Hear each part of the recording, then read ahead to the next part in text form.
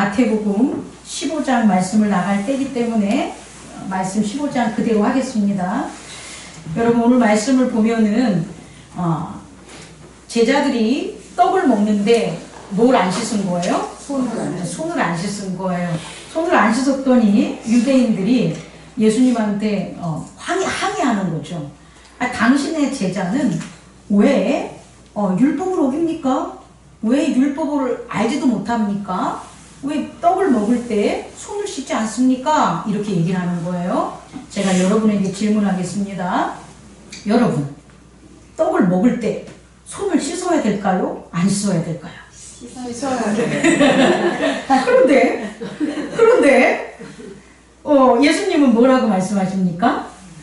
그 씻냐 안 씻냐를 죄있냐 잘했냐 못했냐로 한 게 아니라 그 말에 대해서 하지 않고 뭐라고 했냐면 니들은 왜 너희의 유익을 위하여 하나님의 계명을 사람의 계명으로 따르느냐 이렇게 묻는 거예요. 자, 다시 묻습니다.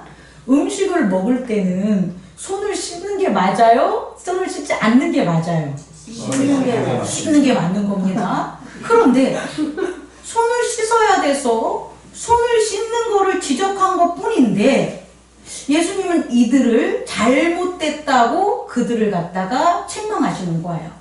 그럼 그들에게는 무엇이 잘못됐는지 이제 우리가 살펴봐야 되지 않겠습니까? 자, 그러면 하나님의 율법에 음식을 먹을 때 손을 씻으라는 말씀이 있을까요? 없을까요? 없어요. 정말? 어떻게 그렇게 자신 있어? 그래서 제가 유대인의 음식법을 쭉 찾아봤더니 안 나와요.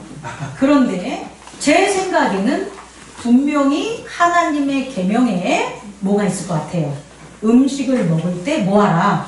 손을 씻으라가 있을 것 같아요. 그런데 그 앞부분에 분명한 거나 혹은 그 문장 속에 율법 속에 숨겨져 있는 내용이 다른 거예요. 다시 말해 하나님의 율법은 왜 음식을 먹을 때 손을 씻으라고 할까요? 손을 씻는 게 형제를 위한 거고 공동체를 위한 거고 사랑하는 거기 때문이에요. 손을 씻는 게 잘못된 게 아니라 뭐 하는 거예요? 손을 씻는 그 율법이 하나님이 위한 계명이라면 어떤 마음으로 손을 씻어야 되냐면 형제를 사랑하는 마음으로 씻으면 동일하게 손을 씻는 게 누구의 계명을 따르는 거예요? 하나님의 계명을 따르는 건데 유대인들은 손을 씻는 그 율법 안에 의미에 뭘 뒀냐면 비방을 둔 거예요. 저가 손을 씻냐 안 씻냐를 본 거예요. 하나님이 주신 계명에는 사랑과 격려와 위로와 공동체에 대한 그 내용이 담겨져 있는 손을 씻으라 하는 율법인데 그들이 적용하고 생각하고 행동하는 율법에는 뭐가 되는 거예요? 제가 손을 몇 번 씻을까? 제가 손을 내가 떠준 물로 씻을까? 제가 손에 씻었는데 때가 다 지워졌을까? 혹은 뭐 할까? 그대로 남아있을까라는 마음과 생각으로 그 율법을 따랐기 때문에 그 율법이 하나님의 율법이 아니라 뭐가 되는 거예요? 사람의 율법이 된 거예요. 그렇다면 동일한 센텐스잖아요. 동일한 문장이잖아요. 그런데 우리는 동일한 명령을 어떨 때 하나님을 위한 율법으로 사용할 수도 있지만 어떻게 할 수 있다라는 거예요. 사람을 위한 계명으로 바꿔 쓸 수 있다 없다? 있다라는 거예요. 자, 첫 번째 여러분에게 말씀드리겠습니다. 왜 유대인들과 우리는 하나님이 주신 하나님의 계명을 하나님의 계명으로 나타나지 못하고 사람의 계명으로 변화시키거나 변질시킬까요? 그 이유가 뭘까요? 따라해보세요. 그 이유는 유익이라는 거예요. 유익은요, 두 가지 특징이 있어요. 하나는 편리성. 편한 것이 아닌 것은 유익이 없습니다. 우리의 생각과 행동을 봤을 때 우리는 상당히 편하게 살아요. 오늘 같은 경우 짜장면 한 그릇 시켜 먹으면 돼요. 우리한테 유익하다고 생각하는 거예요. 또 하나는 뭐냐면 기호성이라는 게 있어요. 기호성은 뭐냐? 내가 좋아하는 스타일. 다시 말해 유익이 가지고 있는 두 가지 특징은 뭐다? 편리성과 내가 좋아하는 기호성을 가지고 있어서 그게 내게 유익이 되는 거예요. 그럼 하나님이 아무리 우리에게 하나님의 율법을 주신다고 해도 우리가 뭘 가진다면 내 유익을 위해서 그 계명을 받으면 그건 사람의 계명이 되는 거예요. 그리고 내 유익은 뭐냐? 나 편한 대로. 그리고 내가 좋아하는 대로. 유대인의 전통을 유대인들만 만든 게 아니라 우리 모두가 만들고 있다는 거예요.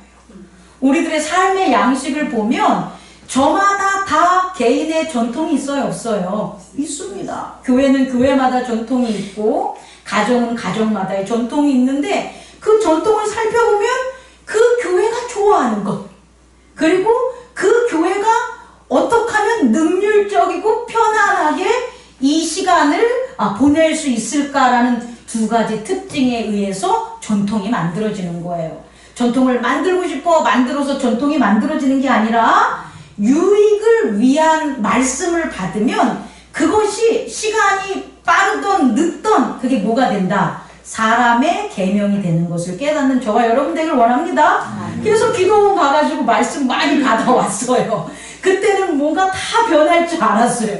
그런데 가정에 가서 뭘 찾는 거예요? 내 유익을 찾아서 나 편한 대로 기도원에 가서 받은 말씀을 나 편한 대로 적용하고 내가 좋아하는 부분만 목사님한테 전체 말씀을 들었는데 이 부분만 내 마음에 들어서 그것대로만 생활을 하면 동일한 하나님이 주실 때는 하나님의 계명이지만 우리가 살아갈 때는 나의 전통이 돼서 사람의 계명이 됨을 깨닫는 저와 여러분 되길 원합니다. 그럼 두 번째로 이러한 전통을 그럼 어떻게 돼요? 극복해야 되지 않겠습니까? 우리가 하나님은 우리에게 그의 계명을 줬는데 우리는 우리의 계명대로 살아가면 어떻게 돼요? 오늘 말씀처럼 맹인이 맹인을 이끌고 가다가 결국 구덩이에 빠져 죽는 것밖에 안 되잖아요. 우리가 하나님을 섬긴다고 하는데 예수의 이름으로 구원받는다고 하는데 살아가는 모습들을 살펴보면 찌들어 있고 얼굴에는 기쁨도 하나도 없고 돈 하고 있고 또 어려워 힘들어 그리고 너가 왜 이렇게 사냐 서로를 비방하는 모습들이 있어요 없어요? 있어. 그 교회에서 하나님의 말씀을 안 받은 겁니까? 아니라는 거예요. 하나님의 말씀은 받았는데 그것을 내 전통으로 해서 편익성과 기호성 때문에 나의 계명이 되기 때문이다라는 걸 꼭 깨닫기 바랍니다. 이걸 그럼 극복해야 되는데 이걸 어떻게 극복했으면 좋겠습니까? 라고 하면 전통을 만드는 유익에 대한 편리성과 그 다음에 뭐라 그랬죠? 기호성을 바꿔야 돼요. 그걸 제거하면 되는 거예요. 그럼 어떻게 하면 두 번째로 우리 사람의 계명을 만드는 그런 유익성을 우리는 바꿀 수가 있겠습니까? 라고 질문하면 물론 여러 가지 방법들이 있겠지만 제가 깨달은 것은 딱 하나입니다. 따라해보세요. 상받자. 상입니다. 이 상이 그 유익을 능가한단 말이에요. 다시 말해 우리가 나의 유익이라고 생각하는 그 편리함과 기호성을 넘어갈 수 있는 그 방법이 뭐밖에 없다. 상밖에 없는 거예요. 야 여러분 이거 이해할 수 있겠습니까? 여러분 상 많이 받은 분은 이해 가는데 상을 많이 받은 사람은 두 가지 특성을 안 합니다. 내가 편하다고 공부 안 하지 않습니다. 그렇지 않습니까? 내가 편하다고 그냥 말씀 대충 하지 않고 내가 편하자고 음식 그냥 짜장면 시켜 먹지 않습니다. 어떻게 하면 상 받을까? 나는 탕수육을 해볼 거야. 나는 양장피를 할 거야. 왜 뭐 하려고? 상 받으려고. 우리 성도님들 제 마음 이해하겠습니까? 저는 행복나눔 교회의 온 성도들이 상 받기를 원합니다. 아멘. 여기 모인 전도사님들과 여기 함께 하시는 모든 성도님들이 상 받기를 원합니다. 아멘. 저는 상을 너무 많이 받았어요. 성도들이 차려주는 밥상 뿐만 아니라 하늘에서 주시는 상을 너무 많이 받았어요. 자, 생각해 보십시오. 제가 뭐가 잘났길래 우리 큰 형부와 큰 우리 언니가 증인 아니겠습니까? 제가 잘난 게 없지 않습니까? 아닙니다. 왜 그러십니까? 잘난 게 없는데 저 예쁜 교회를 주신 거예요. 교회를 창립하는 그런 상을 받았어요. 그 교단에서 목사 안수 안수할 때 인터뷰 볼 때 여자들 목사 안 세우기에 유명해요. 다 꼬장꼬장해서 이거 다 서류 알잖아요. 까만 서류에 리본 묶어가지고 하는 거 저 뵀는데 다들 긴장하고 했는데요. 제 차례 됐을 때 좋아요. 그러세요. 저 이랬어요. 주님이 상 주신 거라고 저는 믿습니다. 네. 그것만 힘들지 않습니까? 얼라이언스 행복나눔 교회에 가입하고요. 장로님, 권사님, 안수 집사님 제가 세웠어요. 상 아닙니까? 상이죠. 또 그것만 했는지 알아요? 제가 정말 바랬던 게 뭔지 알아요? 강전사님? 결혼식 주례 한번 서보고 싶은 거예요. 근데 저를 누가 부르겠어요, 주례를. 결혼 안 한 사람을. 근데 한 번 섰습니다. 우리 교회에서 섰습니다. 그것만 했는지 알아요? 나 애기 나면 100일 한번 예배 드리고 싶었거든요. 영화 세례?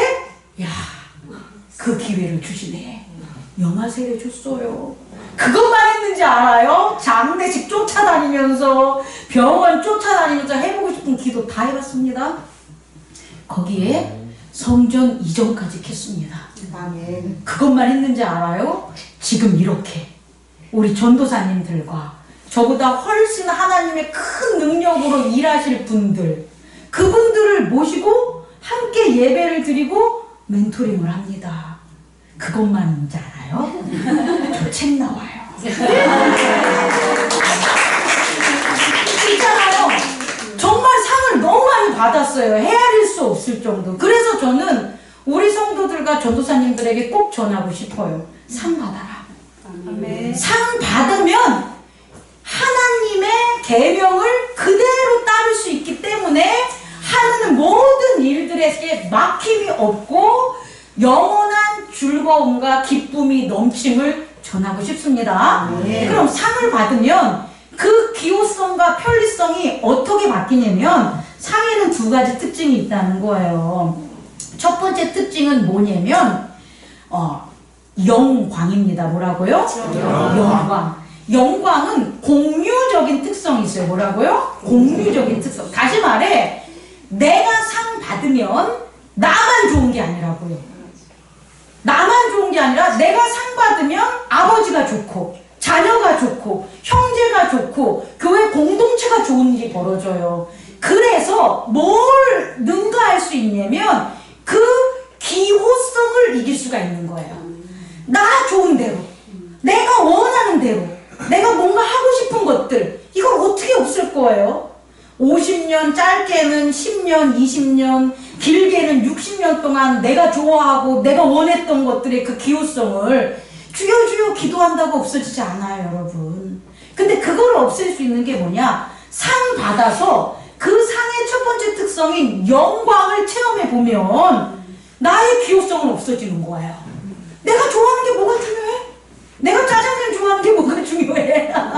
내가 돈가스 좋아하는 게 뭐가 좋아해? 나도 좋고 우리 모두가 좋아하는 그 상 받음의 영광을 공유할 수 있다는 것을 깨닫는 저와 여러분 되기를 원합니다. 또 두 번째는 뭐냐면요. 상은요. 이거 되게 어려운 말인데요.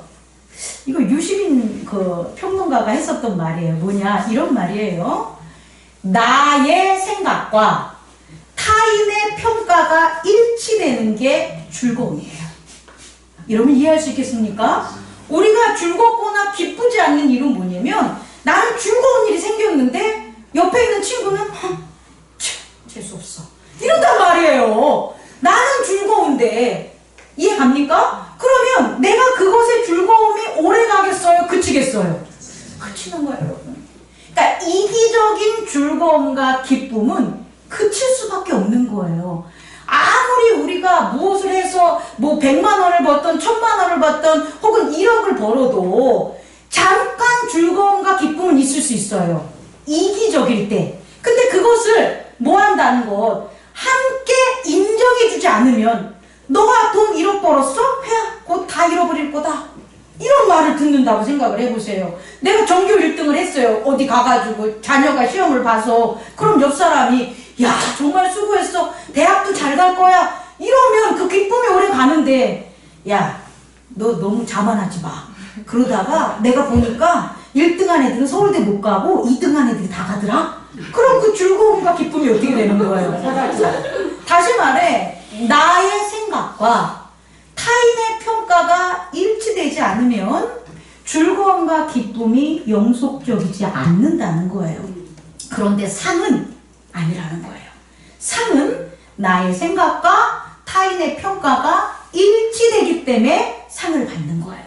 그리고 그 상 받은 그 트로피나 상장을 볼 때 그거를 무시하는 사람하고 사귀지 마세요. 무시하는 사람. 그 사람은 안 돼. 그냥 상처만 줘. 이해하시죠? 다시 말해 상이라는 것은 두 가지 특징이 있는데 하나는 공유할 수 있다라는 것. 또 하나의 특징은 뭐냐면 영원한 그 상장이 있는 한 나의 평가에 대해서 의심 갖지 않게 타인의 평가가 일치되기 때문에 항상 나의 동기부여와 내가 살아가는 즐거움과 기쁨을 준다는 걸 깨닫는 저와 여러분 되기를 원합니다. 세 번째, 그렇다면 마지막입니다. 이 상을 어떻게 받냐는 거잖아요. 하나님 나라에서 상을 받아야 되잖아요. 그럼 하나님은 상을 어떤 상 주냐는 거예요. 개근상, 우등상, 뭐 이런 상 있을까요? 하나님의 상을 좀 두 가지로 여러분에게 얘기하고 싶어요. 하나님은 이런 분들한테 상 줍니다. 첫 번째, 공의상이에요. 뭐라고요? 공의상. 자, 우리가 학교 다니면 개근상과 우등상 두 개 주잖아요. 그럼 개근상은 왜 주는 거예요? 공부를 잘하나 못하나 상관없이 뭐 한다면 빠지지 않고 출석을 꾸준히 한 모두에게 뭘 줘요? 개근상을 주지요. 공의는 이런 거예요. 죄를 짓지 않는 자에게 주는 상이 바로 공의상이에요. 하나님은 우리가 살아갈 때에 목사라고 해도 죄를 지면 벌 받아요. 어린아이도 지가 아니 어린아이가 뭘 알아요? 아닙니다. 어린아이가 이기적으로 엄마는 아파 죽겠는데 줘 달라고 앵앵앵 울었잖아요? 벌 받는 거예요. 여러분 이걸 인정하기 힘들겠지만 우리는 벌을 하면 사회법과 이런 법을 알지만 하나님 앞에 법은 이기적인 의지예요. 타인을 위한 이타적 의지가 아닌 자기 자신을 위한 이기적인 의지는 애나 어른이나 노인이나 여자나 상관없습니다. 다 죄인인 거예요. 아기라도 울지 않고 참아. 엄마가 젖을 기다릴 때까지. 그럼 얘는 상 받아요. 하나님의 상을 받아요. 죄를 안 짓기 때문에 무슨 상? 공의상. 여러분 꼭 기억하길 바라요. 작은 죄도 짓지 마세요. 작은 거짓말도 하지 마세요. 선의의 거짓말 하지 마세요. 우리 예수 그리스도를 섬기는 자는 죄가 없다는 거 몰라요. 죄를 짓고 죄를 회개하려는 말도 안 되는 짓을 하지 마시고 예수 그리스도가 우리 죄를 사해 주셨기 때문에 죄가 문 앞에 올 때 죄를 이렇게 자기 문지방함으로 드러내지 말아야 돼요. 이 작용이 분명히 있어요. 성령이 우리에게 가르쳐줘요. 예수 이름을 믿지 않는 자들은 그 죄가 문지방으로 들어올 때 아무 느낌이 없어요. 그런데 예수의 이름을 고백한 모든 성도들은 어떤 것에 있어서 죄가 의지적으로든 경험적으로든 들어올 때 이미 우리 안에 선한 양심, 예수의 양심이 있기 때문에 분명한 두드림이 있어요. 이건 죄구나. 꺼름직해요. 그걸 저질렀다고 할지라도 죄라는 걸 하나님이 깨닫게 해줘요. 그럼 반드시 뭐 해라? 회개하라.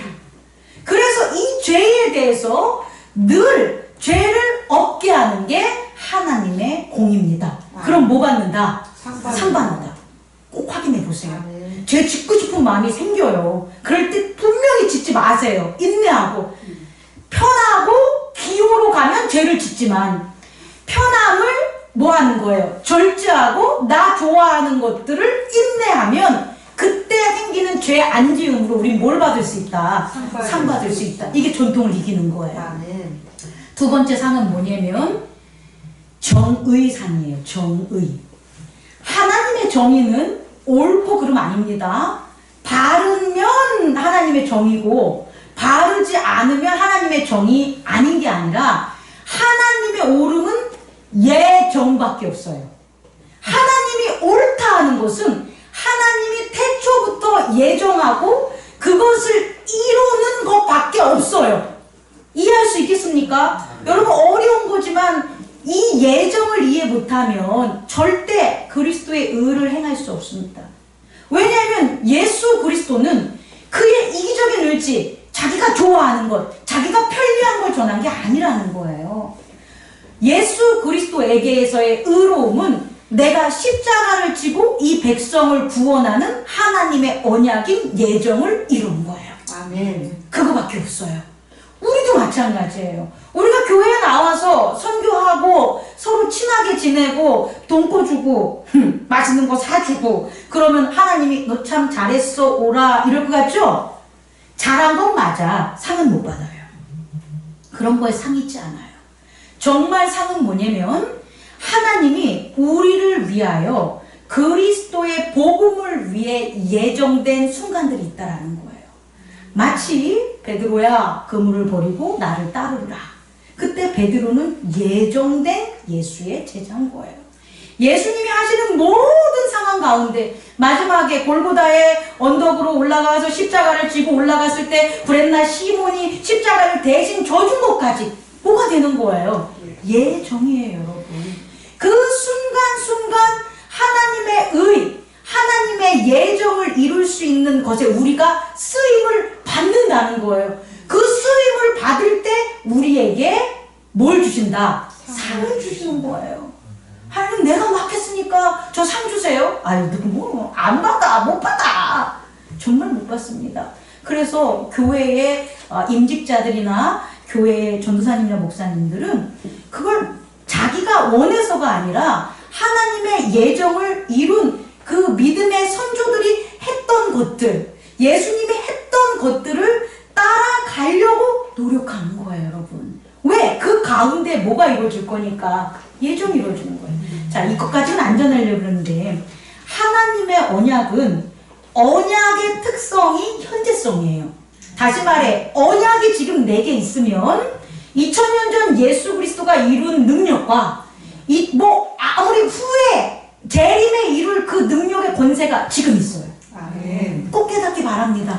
다시 말해, 우리에게 예정된 건 너 특별하게 큰 교회, 아주 특별한 능력으로 책이 뭐 10만 권 베스트셀러 돼 이런 거 없어요. 전 바라지도 않아요.